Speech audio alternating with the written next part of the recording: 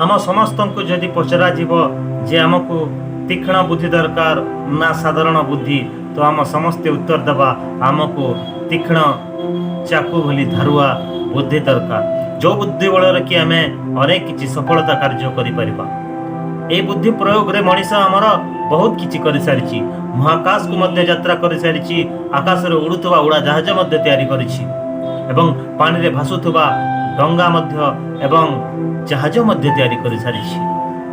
आम बुद्धि बहुत जटिल सहित गठित होइछि, जहा फल आज आम एते आज उन्नति साधित हो पारि।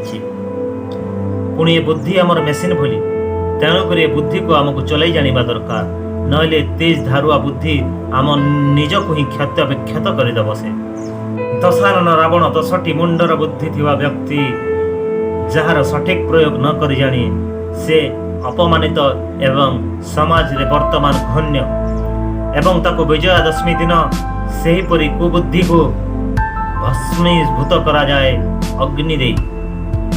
समस्ते चाहती निज कुबुद्धि चली जाओ, मनरे सुबुद्धि आसु, तो यहाँ स्वयं आसबनी, यह आमको निजे ही चलैबा पड़िबो। निज बुद्धिर सुविचार आनी निजर बुद्धि को सठिक भाव में घटेबा पड़िबो। आज निकटरे घटना घटी, 2 जन झील युवती ब्रिज उपर डेई निजर जीवन देदेले। कौन थाई पारे, तांकु किए टाणी आनला? निजर बुद्धि।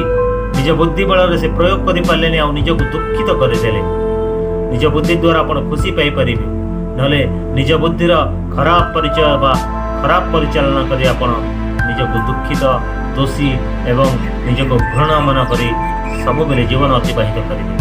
एण बुद्धि बल निजर नाम जय जस कीर्ति आपण लाभ करि पारिबे।